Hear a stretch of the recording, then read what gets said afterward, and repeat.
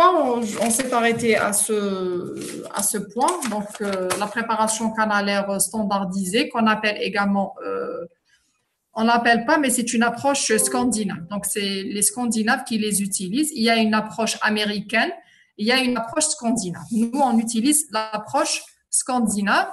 Donc, après avoir calculé votre longueur de travail, d'accord, soit avec un localisateur d'Apex confirmé par la radio ou bien la radio seulement, ce que vous aurez comme moyen. Donc, vous allez arriver à la LT moins millimètre, LT radiologique moins 1 millimètre si vous avez une pulpite, c'est-à-dire que le périapex est respecté, n'est pas résorbé. Et si vous avez une résorption apicale, plutôt une résorption du périapex, donc là, vous êtes obligé d'arriver à la limite radiologique. Donc, votre instrument, votre LT, va être situé au niveau de l'apex radiologique. Donc, et la LIMCA va être animée à l'intérieur canalaire avec un quart de tour retrait, un quart de tour horaire, anti-horaire, retrait, comme on a vu sur les vidéos. Alors, par contre, les racleurs sont utilisés avec, vous introduisez avec un quart de tour horaire ou anti-horaire, mais vous allez retirer directement. Donc, vous allez racler les parois. On verra une vidéo ensemble qui va vous montrer le travail ou le mouvement que vous devriez appliquer au racleur. Donc, les séquences que vous devriez utiliser dans la technique standardisée, donc après avoir réalisé votre pré-élargissement ou si vous voulez le cathétérisme, l'exploration initiale, vous allez arriver à la lime numéro 15. Donc, après avoir utilisé votre lime numéro 15, vous allez désinfecter votre canal ou bien irriguer le canal avec de l'hypochlorite de sodium. Ensuite, vous allez utiliser un racleur numéro 15. Irriguez votre canal. Utilisez ensuite la lime numéro K20. Irriguez. Racleur numéro 20. Irrigation. Lime numéro 25, irrigation, racleur numéro 25, irrigation, et vous pouvez terminer votre travail au numéro 30 ou bien arriver au 35-40. Donc, votre préparation dépendra de beaucoup de facteurs. Si, par exemple, vous trouvez que votre canal est propre, et il y a des signes qui vont vous montrer que votre canal est propre. Là, vous allez, je crois que vous avez vu ça dans le cours de préparation canalaire, des brilles blanches. Quand vous retirez vos instruments, il n'y aura pas d'odeur, d'accord. Le liquide sortira blanc également. L'hypochlorite n'aurait pas changé de couleur. Donc, il y a plusieurs signes. Également, pas de saignement apical. Donc là, vous pouvez vous pouvez vous arrêter votre préparation canalaire. Également, il y a une autre remarque. Si par exemple, vous arrivez au numéro 25, vous êtes au numéro 25 et vous remarquez que vous ne pouvez pas arriver à votre LT, que vous avez calculé déjà ou prise par la radio ou bien par le localisateur d'Apex. Donc, il ne faut jamais avancer. Il ne faut pas avancer au numéro supérieur. Là, vous serez obligé de revenir en arrière. C'est ce qu'on appelle step back. Step back, c'est revenir en arrière. Donc, vous allez reprendre les numéros inférieurs. Si vous êtes au numéro 25, vous pouvez refaire à partir du numéro 15 ou 20. D'accord? L'essentiel que vous allez reprendre votre préparation canalaire avec un numéro inférieur, avec une bonne irrigation intracanalaire. C'est ce qu'on appelle donc step back. Donc, pour les traitements endodontiques avec l'instrumentation manuelle, il ne faut jamais avancer si on ressent un blocage et si notre instrument n'arrive pas à sa longueur de travail fixée qu'on a fixé avec le stop. D'accord? Donc, il ne faut jamais avancer. Il faut toujours revenir en arrière, reprendre les instruments inférieurs avec une bonne irrigation pour libérer le canal, par exemple, d'un bouchon d'antinaire. Un bouchon, c'est quand on réalise notre préparation canalaire et il se forme par les débris qu'on a pu éliminer avec le raclage. Donc, il pourra se former. Donc, pour l'éliminer, il faut toujours revenir au numéro inférieur. D'accord? C'est le step back. D'accord? Alors, on verra une vidéo ensemble sur le travail et le mouvement qu'on doit appliquer sur le racleur. Lime H, lime de Enderstrom. La lime H est un instrument usiné à partir d'une matrice d'acier inoxydable de forme cylindrique. L'angle d'hélice est de 60 degrés, supérieur à celui de la lime K. Cet instrument est utilisé uniquement pour élargir le canal, lorsqu'une lime K de même diamètre apical a atteint la longueur de travail déterminée. Le dessin des lames de la lime impose une gestuelle spécifique.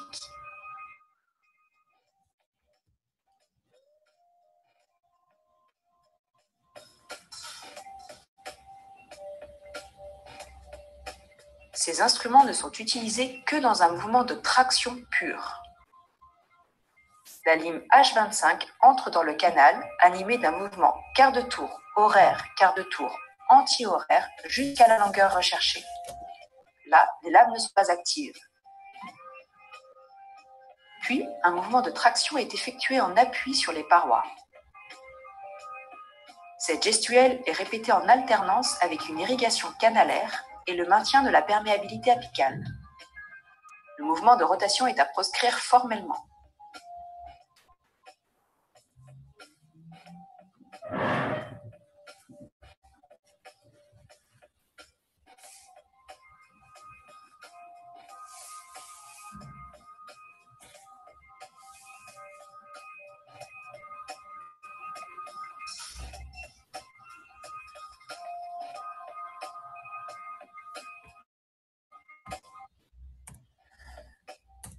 Est-ce qu'il y a une question? Est-ce que vous avez des questions? Aux règles essentielles pour tous les systèmes en nickel-titane mécanisés, d'accord? Donc, c'est des systèmes de rotation qu'on appelle également rotation continue, c'est-à-dire qu'il y a toujours un mouvement appliqué à l'instrument. C'est des instruments, bien sûr, qui ont des pièces à main spéciales. C'est pas des manuels, c'est rotatif, donc ils ont des pièces à main. Donc, il y a certains qu'on appelle j'ai oublié. Donc, il y a certaines pièces à main qui peuvent être utilisées pour plusieurs types d'instruments et d'autres, certains instruments qui ont des pièces à main spéciales pour eux. Donc, utilisées spécialement pour ces instruments. D'accord? Normalement, on les appelle, bon, pour les appareils endomates, si j'ai pas oublié, c'est les endomates. Donc, on peut les utiliser pour les différentes marques d'instruments en nickel-titane. Alors, pour les instruments en nickel-titane, donc, pour les utiliser, comme pour les instruments manuels, on doit avoir un accès coronaire bien aménagé, correctement aménagé, c'est-à-dire faire une très bonne préparation de votre cavité d'accès. Il ne faut pas avoir d'interférence. Le canal doit être toujours exploré avec des limes manuelles en acier. Avant de commencer votre travail avec les instruments en nickel-titane mécanisés ou en rotation continue, il faut toujours faire un pré-élargissement de votre canal, c'est-à-dire utiliser des limes manuelles, soit en acier ou bien en nickel-titane. Ça existe également des limes manuelles en nickel-titane, vous pouvez les utiliser.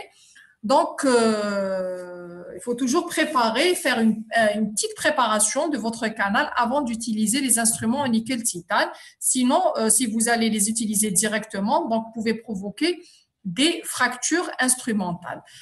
Également, ils doivent jamais être forcés apicalement dans le canal. C'est une instruction que vous devriez appliquer même sur les instruments manuels. Il faut jamais forcer un instrument. Il faut toujours l'introduire doucement pour pouvoir bien explorer votre canal et pour bien faire votre mise en forme. Si vous forcez les instruments, vous risquez toujours de les fracturer. Également, ils doivent pas être maintenus en rotation à l'intérieur du canal. Donc, ces instruments en nickel-titane, leurs pièces à main spéciales vont leur donner ou vont leur donner un certain mouvement.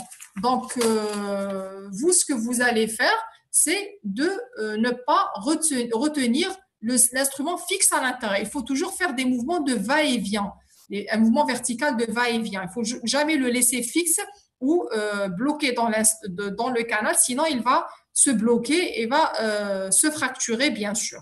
D'accord? Donc, toujours, plus l'animation faite par son appareil, ou plutôt sa pièce à main, il faut toujours également vous donner, il faut que vous donniez un mouvement vertical de va-et-vient à cet instrument.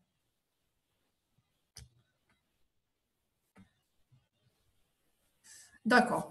Les instruments également doivent être toujours vérifiés après retrait, après chaque passage. À chaque fois que vous retirez l'instrument du canal, il faut bien le nettoyer avec une compresse stérile, comme on a vu dans les vidéos précédentes. Et également, il faut vérifier ce qui n'est pas fracturé ou pas, vu que son extrémité apicale est très fine. Donc, il faut toujours la vérifier parce que parfois, généralement, ça se fracture, surtout si l'instrument n'a pas une très bonne flexibilité. Donc, il faut toujours vérifier. Également, il y a certaines contre-indications ou indications vous ne pouvez pas utiliser la rotation continue. Si le canal a une double courbure, bien des crochets apicaux, là, il faut éviter de les utiliser. On préfère utiliser l'instrumentation manuelle.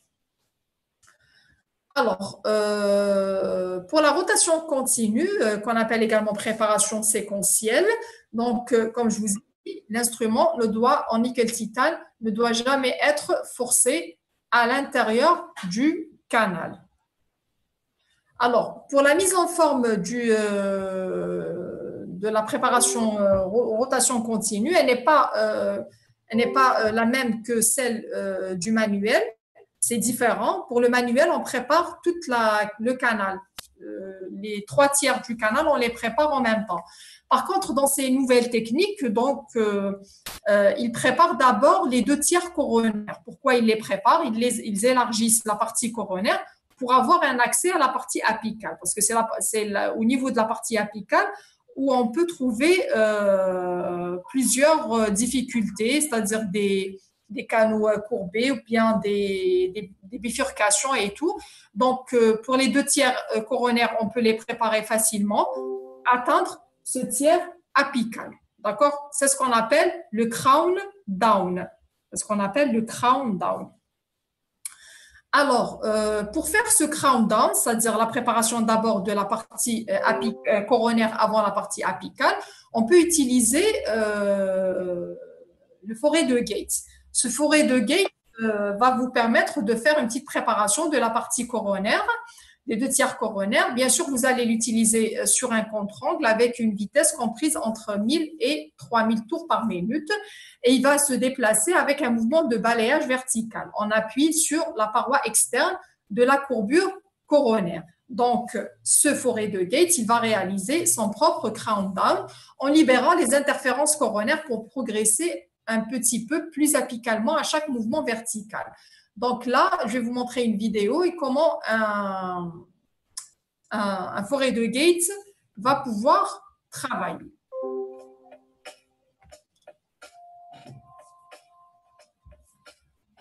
Les forêts de Gates sont des instruments rotatifs en acier inoxydable. La vitesse de rotation recommandée est située entre 800 et 1200 tours minute. Ils ont une forme elliptique, une section en triple U avec des méplats radiants et une pointe non active. Ils existent en 6 diamètres différents, de 0,5 à 1,5 mm, et numérotés de 1 à 6 par des rainures sur le manche. On peut les trouver en 15 mm et 19 mm de longueur. Ils sont utilisés en ordre croissant ou décroissant. Ici, nous les utiliserons en ordre décroissant. La gestuelle est spécifique et précise. Elle se décompose en 2 mouvements.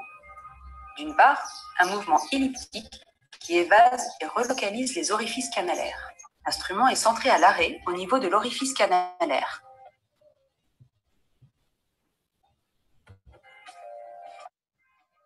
Le choix du diamètre du forêt est crucial. Nous tournons entre 800 et 1200 tours minute en décrivant un mouvement elliptique. Par ce geste, l'opérateur supprime toutes les interférences entre la cavité d'accès et les premiers millimètres du système canalaire. D'autre part, le deuxième geste est un mouvement de brossage. L'instrument, ayant accédé aux 3 premiers millimètres du canal, brosse en retrait et en appui pariétal les parois canalaires. Il met en continuité les parois canalaires et celles de la cavité d'accès. On choisit un forêt de Gates de diamètre inférieur pour brosser les parois du canal et de la cavité d'accès. Le forêt est descendu dans l'espace canalaire jusqu'au blocage. Nous remontons l'instrument d'1 millimètre pour libérer les lames, et c'est à ce moment précis que l'opérateur actionne le contre-angle pour brosser les parois de son choix. Plusieurs passages sont nécessaires pour cet évasement des entrées canalaires. On va bien évidemment irriguer à l'hypochlorite de sodium à 2 avec une ligne K8 précourbée. Ici, les deux mouvements sont dissociés pour une meilleure compréhension. On supprime ainsi toutes les interférences coronaires qui peuvent solliciter ou gêner le contrôle des instruments manuels de pénétration initiale. En résumé, les forêts de Gates participent à la mise en forme de la cavité d'accès. Ils mettent en continuité les parois de la cavité d'accès et les entrées canalaires.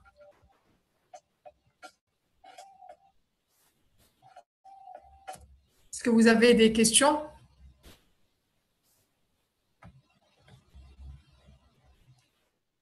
Bonjour madame, je suis Haïfa Manel, j'ai un problème de connexion. Est-ce que vous avez des questions?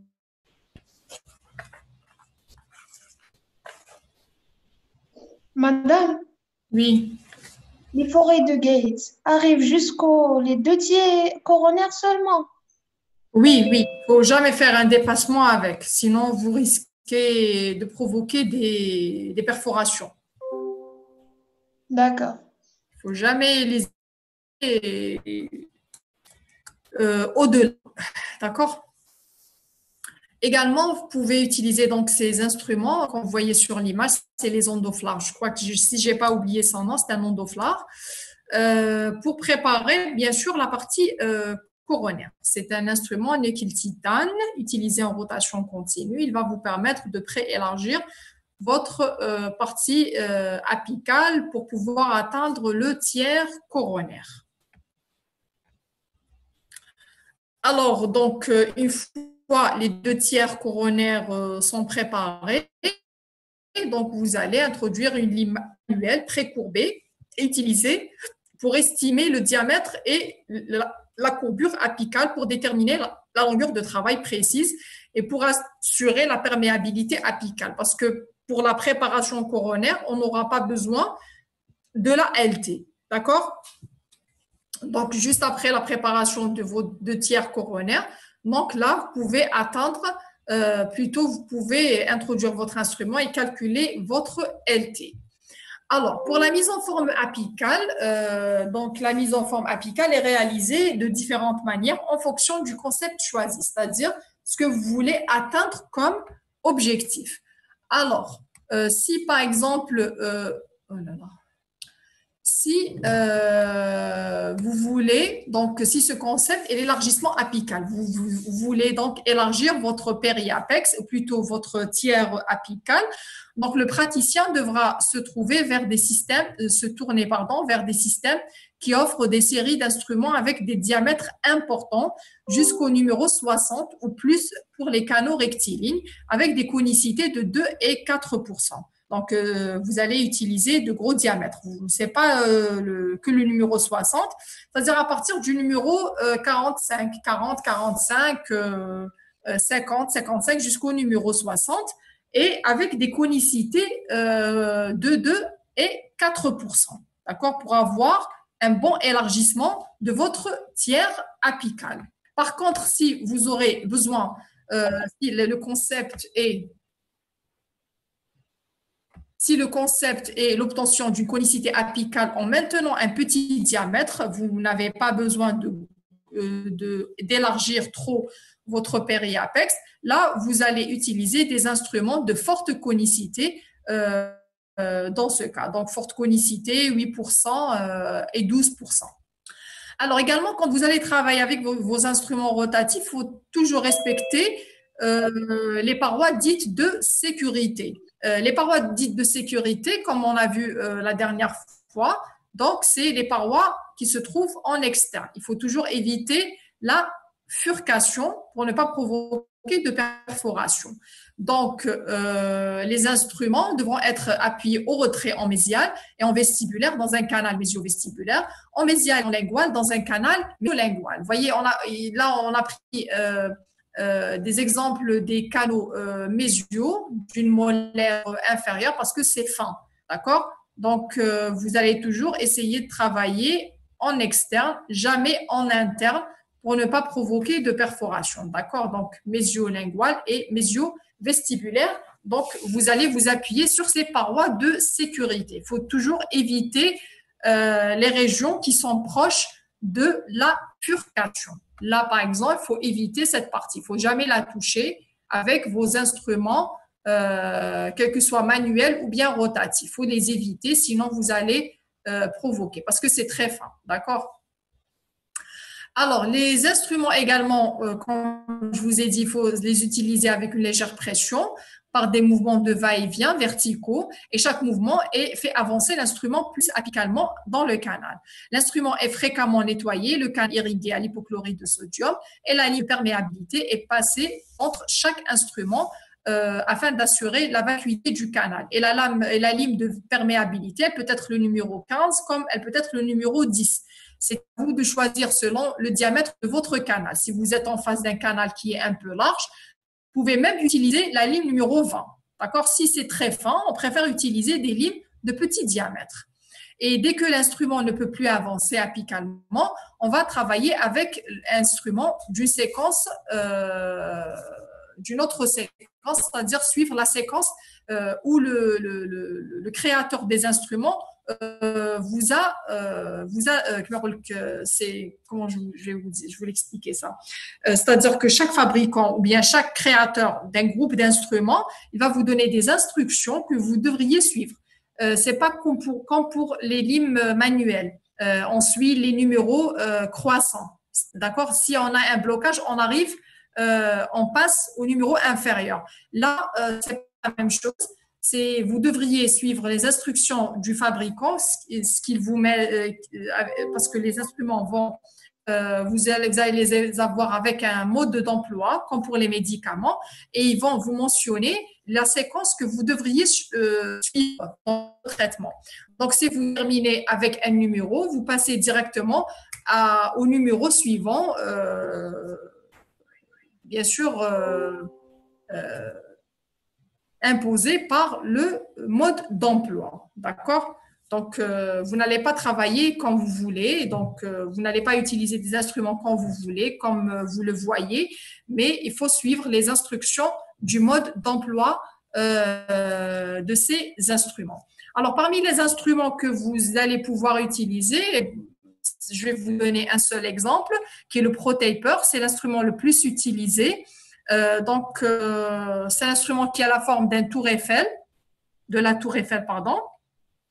Donc, qu'est-ce qu'il y a dans la boîte de ce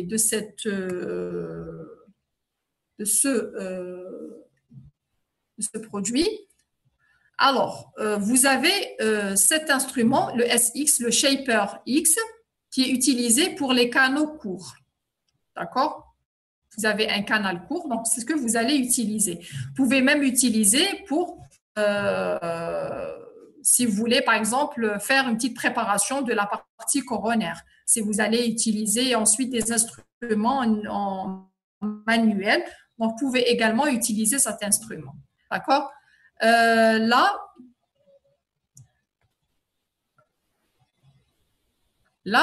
vous avez 8.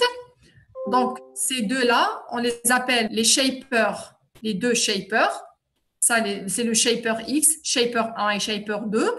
Donc, pour ces deux instruments, vous voyez, les couleurs ici sont respectées. Donc, la couleur violet, c'est le diamètre 8 apical. Et la couleur blanche, c'est le diamètre 15. D'accord? C'est le diamètre 15. Et le jaune, c'est le diamètre 20. Le rouge, c'est le diamètre 25. Le bleu, c'est 35. Le noir, c'est 40. Et le jaune, également 40. Là, il y a une petite exception. Il y a deux bagues, d'accord? Les deux ont le même diamètre, sauf que la conicité est différente, d'accord? Mais sinon, les autres, la coloration standard est respectée. Alors, donc, ces deux, S1 et S2, Shaper 1 et Shaper 2 sont utilisés pour la préparation des deux tiers coronaires, tiers moyen, et les autres sont utilisés pour la préparation du tiers apical. Donc, on a le Finishing Files numéro 1, le Finishing Files 2, le 3, le 4 et le 5. Donc, il y a différentes conicités pour chaque instrument. Donc là, on a la conicité 7%, c'est-à-dire que chaque 1 mm, le diamètre de cet instrument va augmenter de 0,07 centième de millimètre. Pour le 25, on a une conicité de 8%, c'est-à-dire que le diamètre va augmenter à partir du 25 centième.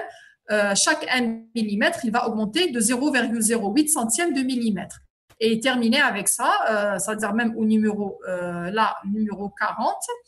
Donc, le diamètre là, il est de 40 centièmes de millimètre qui va augmenter chaque 1 mm de 0,05 centième de millimètre. D'accord? Et voilà, donc la dernière fois, on a vu la conicité 2%, qui est spéciale pour les instruments manuels. Vous pouvez même la 2%, pardon, vous pouvez également la trouver dans les instruments rotatifs, comme il y a une marque, c'est le Hero, 6, je crois 642, pardon, Hero.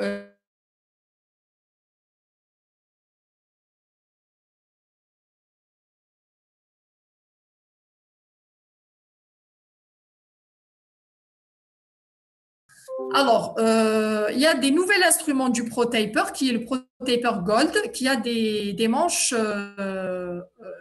dorées, d'accord? Le caractéristique de ces instruments, c'est qu'ils ont une flexibilité améliorée et le mandrin est plus court. Donc, il est plus court. Donc, vous pouvez les utiliser dans les molaires qui sont postérieurs ou bien chez les personnes qui ont une cavité buccale, l'ouverture buccale est réduite. Donc, ça aide dans le travail surtout et dans la flexibilité qui est améliorée. Alors, il y a un autre système, donc il est différent des autres, qui est le système réciproque, enfin la réciprocité. Il y a deux systèmes de réciprocité. Et il y a le système réciproque, il y a le Wave One. Ces deux systèmes, vous allez les trouver dans la technique de réciprocité. Donc, ce système de réciprocité, il n'a pas le même mouvement que pour les autres, d'accord? Donc, pour les autres, vous pouvez utiliser un seul appareil, un ondomètre qui est le même. Donc, vous n'avez pas besoin d'un mouvement spécial. Sauf que c'est à vous d'animer votre instrument avec le mouvement vertical et c'est l'appareil qui va donner le mouvement à l'instrument. Par contre, pour le réciproque, le système de réciprocité, c'est un autre mouvement, donc vous serez obligé d'utiliser une pièce à main qui est spéciale pour ces instruments. Alors, comme je vous ai dit, on a le réciproque et le Wave One. Pour le réciproque, on a 3 instruments qui ont une section transversale en S inversée, comme vous voyez là. Donc, c'est la section, si vous coupez là, c'est ce que vous allez avoir comme section.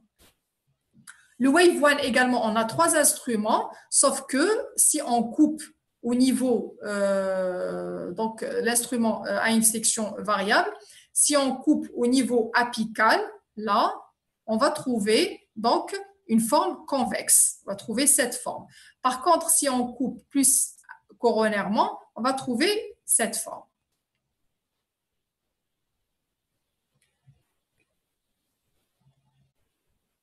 D'accord? Pardon. C'est cette forme qui se trouve au niveau apical et celle-là au niveau, et cette forme qui va se trouver au niveau coronaire. Alors, parmi les caractéristiques de ces instruments, ils ont une pointe qui n'est pas travaillante, elle est mousse, donc vous pouvez travailler en sécurité. Et ces instruments sont à usage unique. Vous allez les utiliser un seul instrument pour un canal. La longueur de travail active de l'instrument est de 16 mm. Donc, pour le système réciproque, je vous ai dit, il y a deux systèmes, le réciproque et le système Wave One. Donc, pour le système réciproque, on a trois instruments. Donc, le numéro 25 avec un diamètre apical 25 et conicité 8. Le noir qui est le réciproque 40 avec un diamètre apical 40 et une conicité de 6%.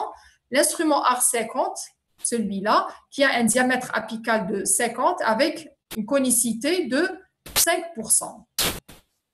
Par contre, le Wave One également, il est composé de trois instruments, d'accord. Donc, on peut utiliser deux instruments pour la préparation on peut utiliser un seul, comme on peut utiliser deux. C'est selon le cas que vous êtes en train de préparer. Alors, ce Wave One est composé par un Wave One primaire qui a un diamètre apical de 25% et conicité 8. Le Wave One fin qui a là vous avez un diamètre apical qui est différent à 21 centièmes de millimètre, d'accord, avec 6% de conicité. Et le Wave One large,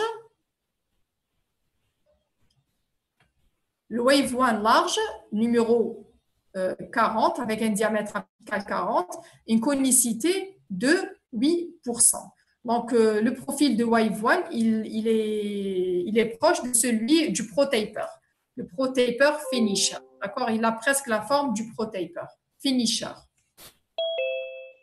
Alors, le concept donc repose sur la réalisation de la mise en forme canalaire à l'aide d'un instrument unique, un seul instrument nickel-titane, animé d'un mouvement réciproque ou alternatif asymétrique. D'accord? Le mouvement, c'est vrai qu'il est réciproque. Réciproque, en arabe, c'est mutamathil, c'est le même, mais sauf qu'il est asymétrique. Donc, je vais vous expliquer pourquoi. Normalement, quand je vous dis réciproque, vous allez me dire c'est asymétrique, c'est symétrique.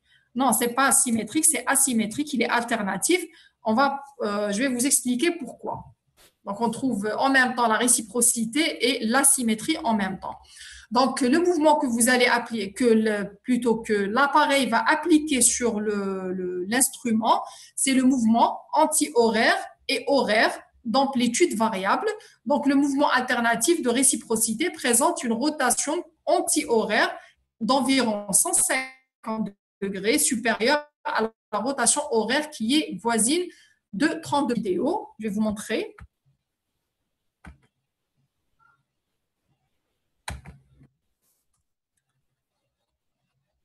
Donc là, on va prendre comme exemple le Wave One, d'accord? C'est le même mouvement que pour le réciproque.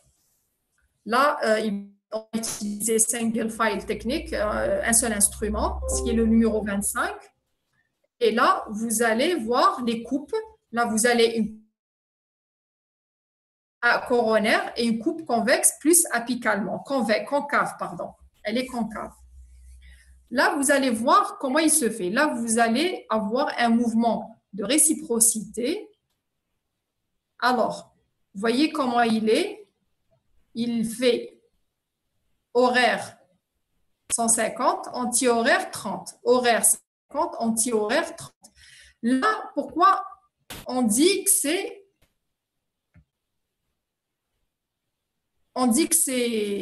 asymétrique?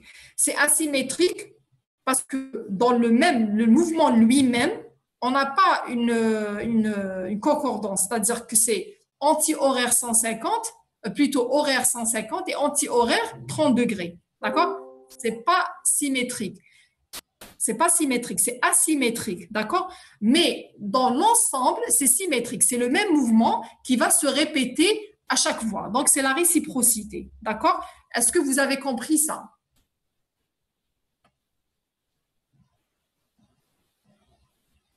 Non. Non. Je vais essayer de reprendre la vidéo. Donc, écoutez, quand on parle de réciprocité, normalement, je vais vous dire que le mouvement alternatif, c'est un mouvement symétrique. Quand on parle de réciprocité, d'accord? Donc, l'instrument va être animé avec le même mouvement plusieurs fois, bien sûr, pour qu'il puisse faire son travail. Vous êtes d'accord? Oui. D'accord. Donc, dans un seul mouvement, dans le seul mouvement, le mouvement n'est pas symétrique, il est asymétrique, c'est pas le même. Mais le même mouvement va se répéter plusieurs fois pour donner une animation à l'instrument. Donc, vous voyez là, vous allez voir quand il va être animé, que le mouvement lui-même, un seul mouvement, c'est pas symétrique. C'est asymétrique, c'est pas le même. C'est-à-dire que l'instrument va tourner dans le sens horaire 150 degrés, anti-horaire, vous voyez, c'est petit, 30 degrés, 150, 30. Donc là, c'est asymétrique. D'accord? 150 et 30, c'est pas la même chose. Vous êtes d'accord? D'accord. Mais ce mouvement lui-même, il va se répéter plusieurs fois, bien sûr, pour donner l'animation à l'instrument, pour que l'instrument puisse faire son travail. Voilà. Merci. Donc, quand vous allez voir l'instrument, comment il va, vous allez voir que l'instrument va tourner en rotation. Mais en vérité, c'est pas une rotation complète, c'est pas des rotations complètes, c'est des mouvements qui vont se faire à l'intérieur d'un seul mouvement. Voilà, donc vous avez le 21 small primary.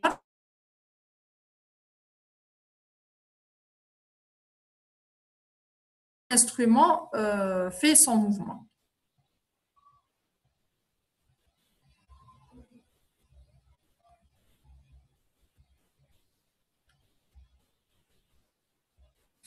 Bon, je vais passer.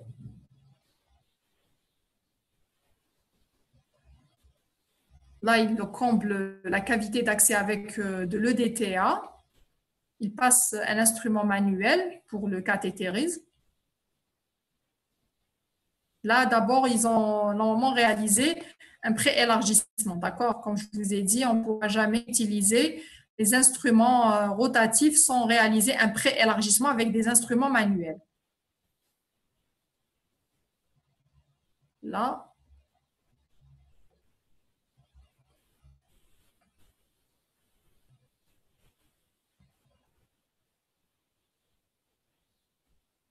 Là, il réalise une irrigation, il absorbe avec un aspirateur.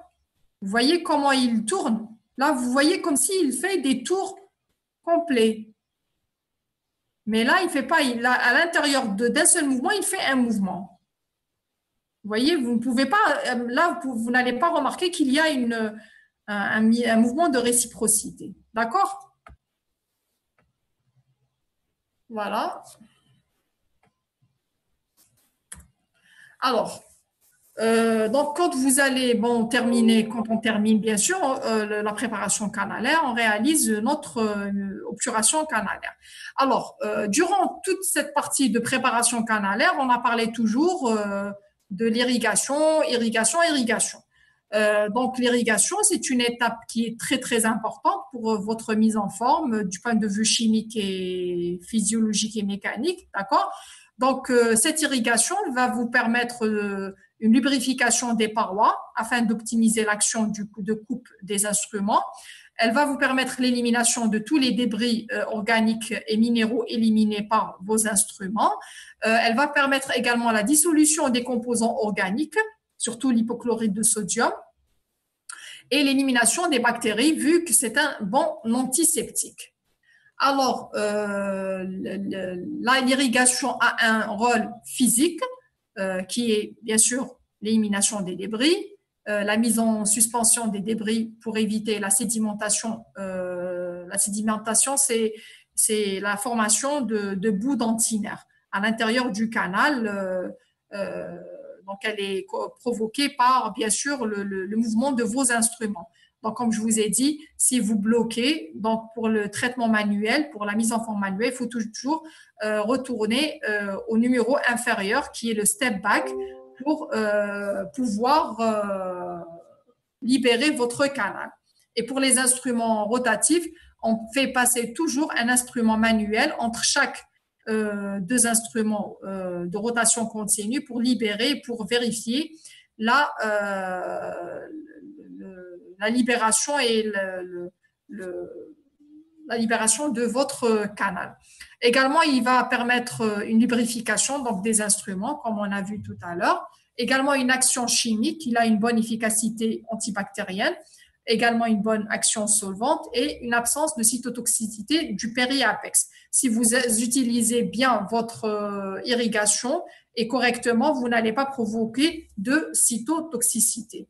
Alors, pour l'irrigation de notre canal, pourquoi on choisit toujours l'hypochlorite de sodium?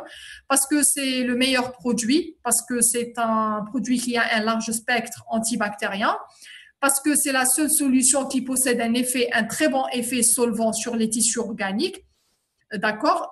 Également, il faut savoir qu'elle ne possède pas d'effet sur le tissu minéral, ce qui est bien. C'est-à-dire que votre dentine et votre émail vont être respectés.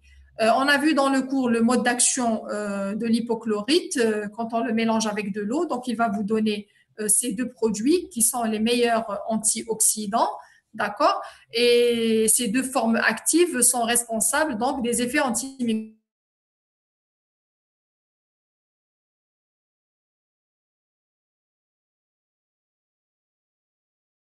Bien sûr. Donc, il n'est pas actif tout au long de votre thérapeutique. Donc, c'est pour ça qu'on injecte de l'hypochlorite de sodium après passage de chaque instrument. Donc, il faut toujours renouveler. Et quelle est la meilleure concentration que vous pouvez utiliser? Elle est située entre 2,5 et 3%. D'accord? Donc, il y a plusieurs concentrations, du 0,5 au 5, mais les meilleures que vous pouvez utiliser, elles sont situées entre 2,5 et 3%. Comment vous allez utiliser? Vous allez choisir la concentration. Donc, vous aurez le choix si vous le préparez vous-même. Donc, vous aurez le choix. Mais sinon, vous pouvez trouver dans les comptoirs dentaires, comme je vous ai montré dans le cours, comme exemple le Parcan. C'est un hypochlorite de sodium préparé pour des fins endodontiques. Donc, vous pouvez les utiliser. C'est un bon produit. D'accord? Également, vous pouvez utiliser le DTA. Alors, le DTA, vous pouvez le trouver en liquide ou bien en gel. D'accord? Pour le liquide, donc, vous pouvez l'injecter à l'intérieur du canal avec des seringues endodontiques ou bien des seringues à insuline que vous pouvez utiliser pour la thérapeutique endodontique. Ou bien le gel. Le gel, généralement, on ne peut pas l'introduire à l'intérieur. On le met dans la cavité d'accès et avec le passage des instruments, on peut introduire ce gel à l'intérieur. Donc, son pH est compris entre 6 et 10 et sa concentration que vous allez utiliser, elle est de 17%. D'accord? Donc, c'est un produit qu'on peut utiliser, bien sûr, pour l'élimination de la trame minérale de votre canal.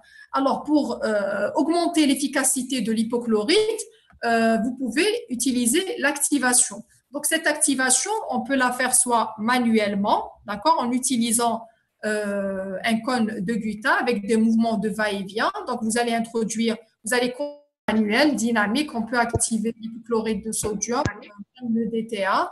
Donc, je vous ai dit qu'on comble notre cavité endodontique par le produit en produit un cône de gluta, bien sûr, il doit être stérile.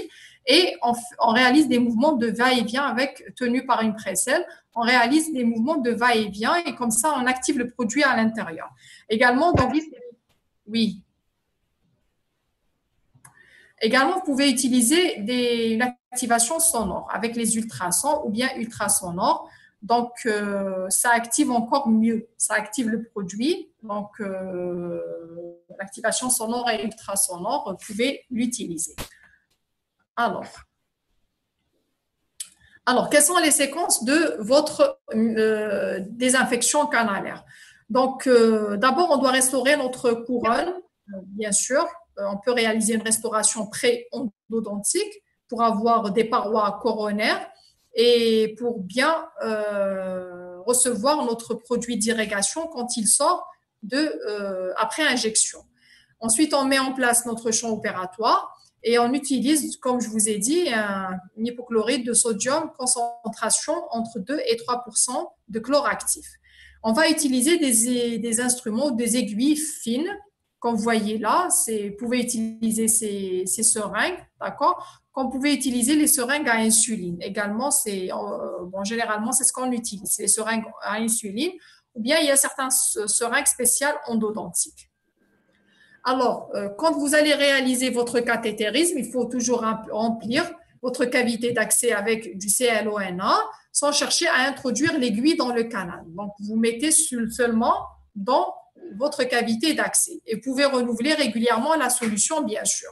Et au cours de la mise en forme, l'aiguille est introduite dans le canal selon le protocole suivant.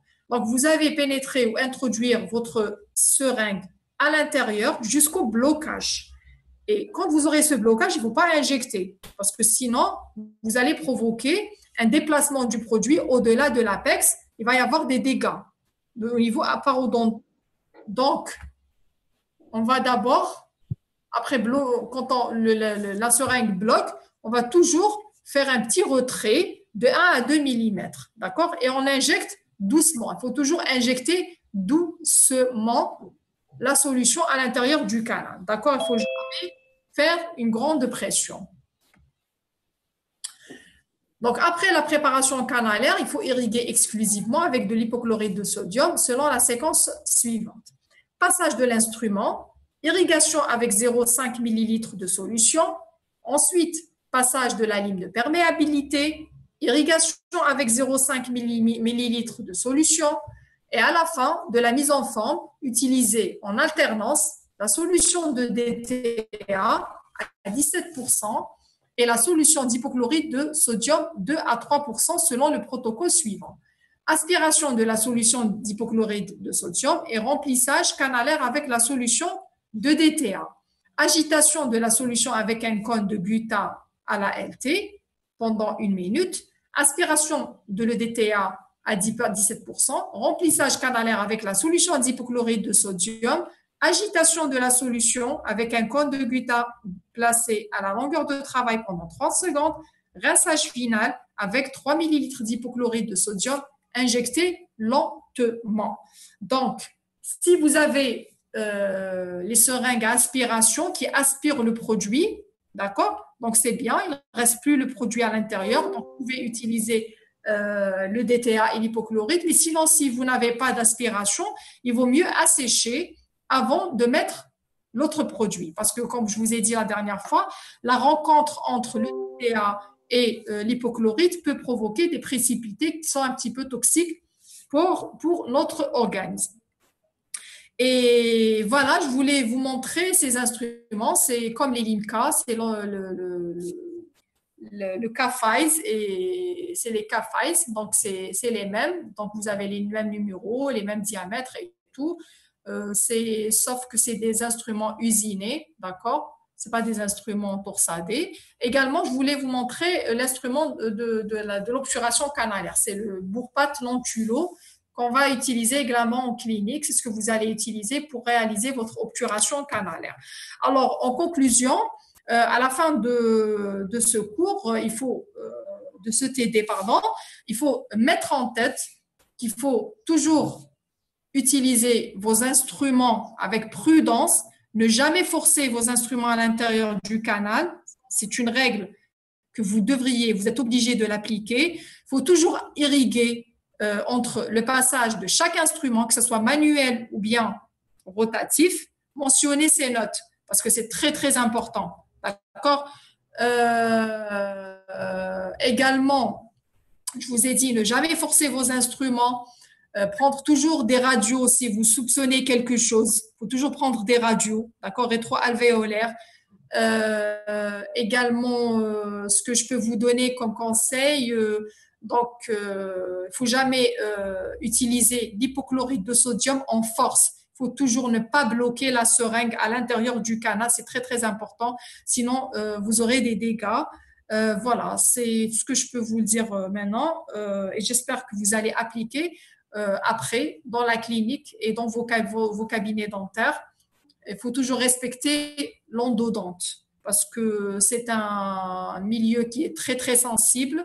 Il faut toujours le respecter et travailler avec prudence et être passif dans tous vos thérapeutiques endodontiques. Dans notre spécialité, on travaille toujours avec prudence. Il ne faut pas travailler avec force. Il faut éliminer la force et travailler avec souplesse toujours, toujours, toujours. D'accord? Donc, merci pour votre présence et votre présence, participation également. Est-ce qu'il y a des questions? Quelle est l'étiologie de la pulpite fermée? Est-ce qu'il y a un carré caché ou bien non?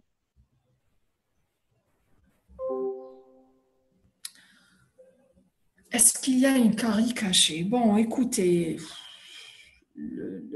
l'étiologie de la pulpite asymptomatique ou symptomatique, c'est une carie dentaire.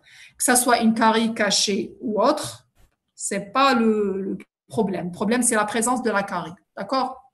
Donc, que ça soit caché ou exposé, c'est la carie dentaire. L'étiologie, c'est la carie dentaire, point. C'est pas. Mais moi, je vous parle de pulpite fermée.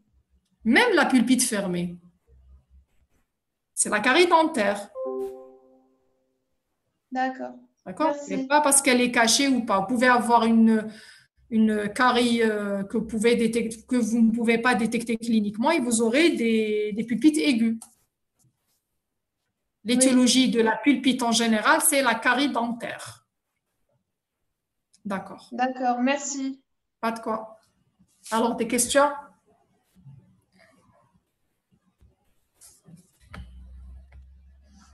Pas de questions? On quitte? D'accord. Oui. Normalement, il n'y a pas de questions. Merci beaucoup, madame. Pas de quoi. Donc, pour les délégués, s'il vous plaît, les étudiants